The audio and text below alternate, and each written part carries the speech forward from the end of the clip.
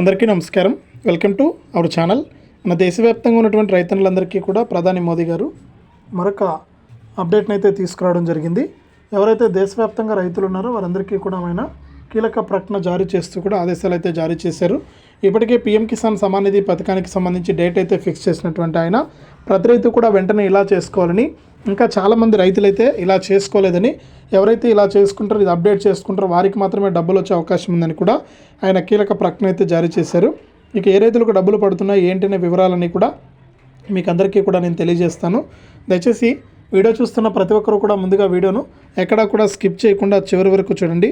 మీరు వీడియోను లాస్ట్ వరకు చూస్తేనే మీకు సమాచారం అనేది తెలుస్తుంది. తప్పకుండా లాస్ట్ వరకు చూడండి. ఇక వీడియోను లాస్ట్ వరకు చూడటమే కాకుండా వీడియో కింద మనకు లైక్ బటన్ ఉంది, తప్పకుండా వీడియోని అయితే లైక్ చేసేయండి.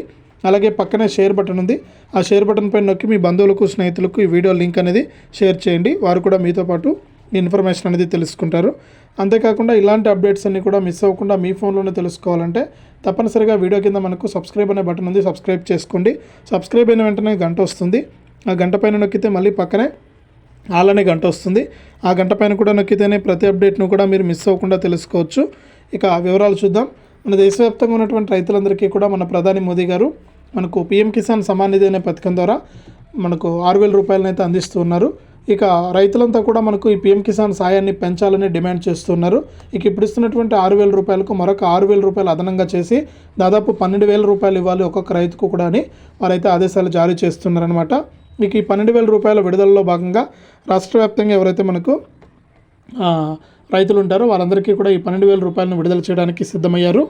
19వ విడత నుంచి యొక్క సాయాన్ని పెంచి ఇవ్వాలని కూడా కేంద్ర ప్రభుత్వం నిర్ణయం తీసుకుంది. ఇక ఈ డబ్బులు రావాలంటే ప్రతి రైతు కూడా వెంటనే ఈకేవైసీ చేసుకోవాలని, చాలామంది ఇంకా ఈకేవైసీ చేసుకోలేదని, మీ ఆధార్ కార్డు ఫోన్ నెంబర్ సహాయంతో మీ సేవా కేంద్రాల్లో ఈకేవైసీ పూర్తి చేసుకుంటే మీకు ఈ 19వ విడత డబ్బులు అయితే తొందరగా మీకు వచ్చే అవకాశం ఉందని కూడా అప్డేట్ అయితే తీసుకొచ్చింది కేంద్ర ప్రభుత్వం. వీడియోను లైక్ చేయండి, షేర్ చేయండి. ఇప్పుడే సబ్స్క్రైబ్